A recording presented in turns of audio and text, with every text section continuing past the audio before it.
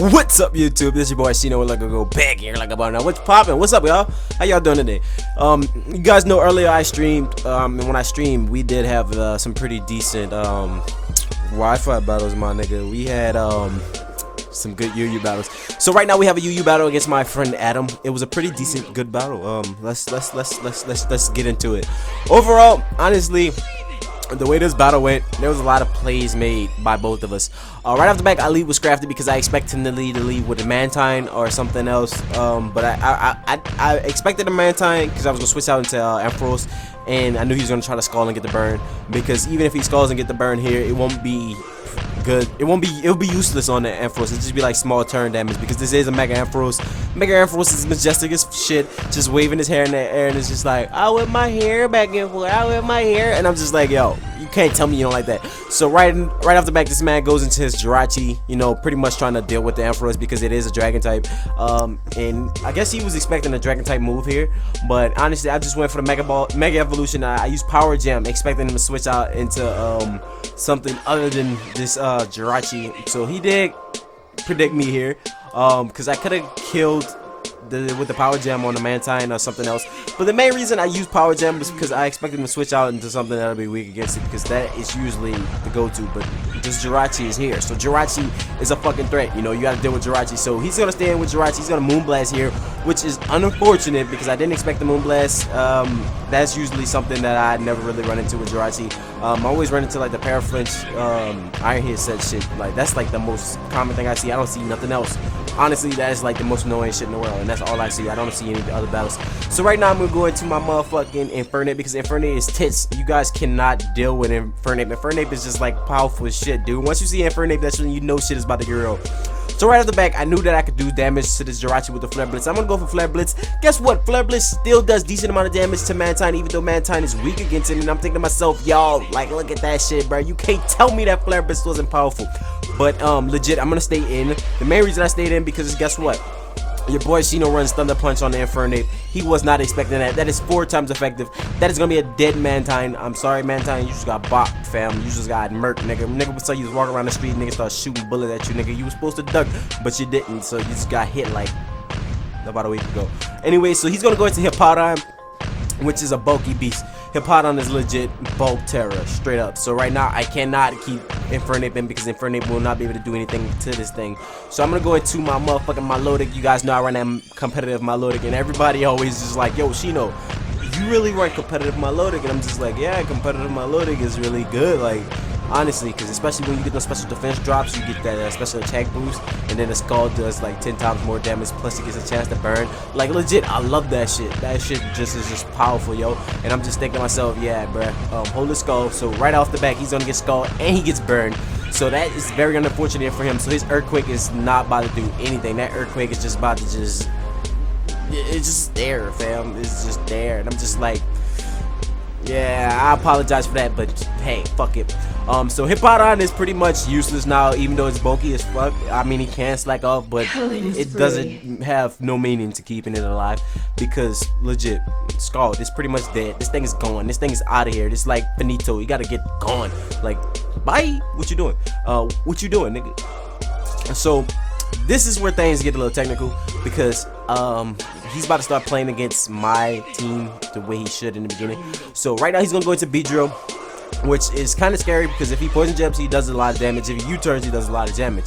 So either way it goes, a lot of damage being used, and he's gonna go into this Beedrill, which honestly, I don't think it was the best idea to go into this Beedrill with this Milotic with this much health, because Milotic, it's just so bulky. This Milotic is legit special defensive and physical defensive, so it can take both hits either way, and it's just like, you know, you gotta learn how to deal with this thing because this thing can go both ways. Plus I have recovered.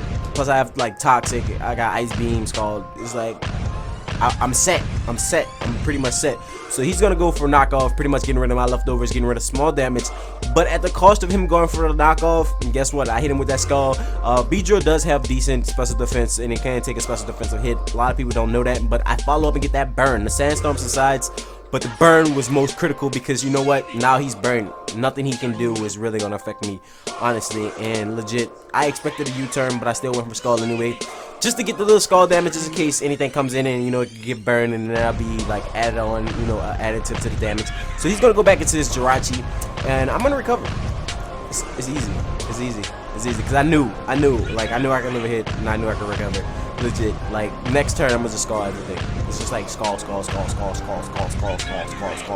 He's gonna go for side shock, which is gonna do a decent chunk, but at the same token, I'm special and physical at the same damn time. It's like special defensive and physical defensive. It's like you can't do nothing to it. Plus this Jirachi gets burned. The Usher Raymond Let It Burn came on. Twinkle twinkle little star, I just found out you got burned today. How you doing? I got bills to pay. My name is ShinoWorld. Go back. So that's very upsetting. He's gonna go for side shock again. I guess he's just trying to do massive amount of damage with the side shock, and the side shock is just not gonna get it for him because I'm gonna recover one more time in his face, and it's just like, yo, you're just gonna end up collecting burn damage, and that burn damage is just gonna just keep adding up. It's gonna be like racks on racks on racks, and I'm gonna just be like blacks on blacks on blacks, and I'm like, oh.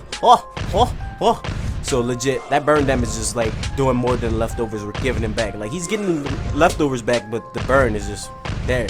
So he continues to side shock. You know, this is pretty much side shock, burn, side shock, burn, side shock, burn, recover. This is pretty much one of those. So I'm gonna go for skull. Time to go for the offensive. And it's like we're just sitting here having this standoff, and it's just like, yo, I'm at the comfortable position where I can recover.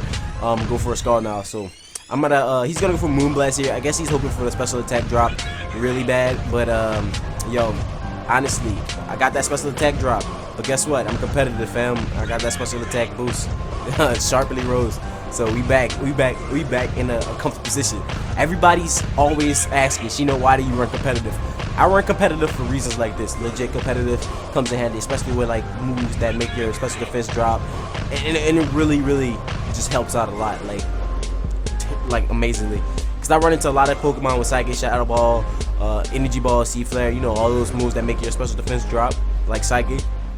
And it turns around and like flips it into my favor, because legit they never expect it. They always think of multi-scale, bulky Milotic, and I always come with a little diverse Milotic, and they was just like, yo, what the fuck. So legit, he goes for this poison jab. Don't get me wrong, it does a decent amount of damage, but it ain't enough to kill. So I'm gonna follow it with the skull. The skull is just about to just finish off Beedrill. Don't get me wrong, Beedrill, you my nigga. I had to do it to you though, cause like legit, you're not on my team.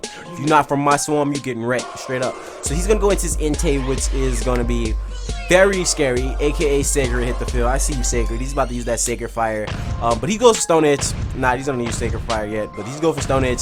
Stone Edge is pretty much gonna kill my Milotic off. I wish I would have got the recover up when going against the Beedrill, because legit I could have lived a poison jab. I knew. So I went into my Milotic, not my Milotic, my Cresselia, because I know Cresselia is bulky and Entei is physically. It's like a physical monster, like legit. He's gonna go for Stone Edge. It's gonna do a decent amount of damage, but guess what? I'm gonna follow up and get that Toxic. So that's pretty much a poison. Sacred, you're poison. You're poison to everything. You're just poison. You got poison on your fucking veins right now, fam. So I feel bad for Sacred right now, because Sacred he ain't looking too happy that he's poisoned. He's probably up there like, yo, what the hell? So he's gonna withdraw the Entei, pretty much trying to preserve the Entei, and I'm just thinking to myself, I don't see nothing else you can possibly do to me. He's gonna go into his P2. Now the thing is, not his P2, his PZ. Legit, with PZ, I run into a lot of PZs with a Toxic. Like a lot of them carry Toxic, but this could be possibly a Choice Scarf. I don't recall what it was, but he went for Dark Pulse, and you know, Dark Pulse is gonna do a decent amount of damage, but it's not like super effective. Well, it's super effective, but it's not like super damaging. Like it's still enough for me to be above half. So I'm gonna go ahead and Toxic this PZ just to get that Toxic up, and it was just like, yo, fuck that. You need to be poisoned, fam. You need to take poison damage. You need to accumulate some of this damage. You need to feel how I feel. You need to feel my fire, nigga. You need to feel my fire. So he's gonna go for Dark Pulse once more. Dark Pulse is doing so much damage, legit. I'm going for Moonlight because it's just like, yo, I can't afford to lose Cresselia, not knowing that that fucking Entei is like low key in the cunt. At least if I lose this Cresselia, I could get rid of this PZ at the same token, because honestly, Entei is very scary. If you don't know how to deal with Entei, Entei comes in and just does so much work. If you don't know how to deal with Entei, I'm telling you, Entei is a very scary UU Pokemon, especially with the Sacred Fire, and it just does so much. Plus, it gets like a very wide range of moves. But Stone Edge as well, it's just like very scary. If I recall correctly, it does get E-Speed, but it gets E-Speed from like an event or something like that. That's like a movie, Entei, I think. Because I remember they had an E-Speed Raikou, if I'm not mistaken. But yeah, legit, this PZ is here. Now we're gonna see a Dark Pulse come out. Dark Pulse ain't really doing too much. because we're gonna go ahead and get this Moonlight. Like at this point, he's just stalling. He's just like pressed to stall down for this poison damage. And legit, even if he has recover, I mean the recover won't be all that useless. I mean useful, because it's toxic. It's pretty much useless. Like you can recover your health if you want, but like in a matter of 6 turns, you'll be completely dead. So it's just like I'm sitting in a very comfortable position, looking at this PC in his face, and it's just like, yo, what you doing? What you doing? But I'm gonna go for hidden power just to speed up that that dying process, because I know for a fact that this is about to be pretty much in game, and I'm just like, yo, I just gotta be that guy, you know. I sped up the process by adding on with that hidden power, and I'm just thinking to myself that hidden power made it very good. It made it very clear that I was gonna guarantee the kill on this. So he comes back into the Entei, which is poison. The Entei is just like poison. He can't do shit. Like he's just sitting there. He's just like, man, I'm pissed. He has Sacred Face right now. He's gonna go for Sacred Fire, which does a shit ton of damage. He's gonna follow up and get the burn. That's 50% chance of burn, man. He got it. He got it. I see you, Sacred. I see you, big dog.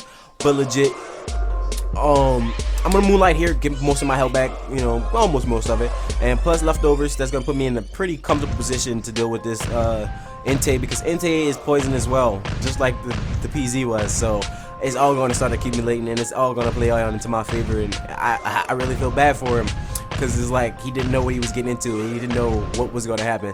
Legit, he goes Sacred Fire here, and I'm gonna go for hidden power, just because, you know, honestly, even if I sack this thing off, I still have like 3 other mons to deal with this Entei, and I don't think Entei can really like handle up on everything I have.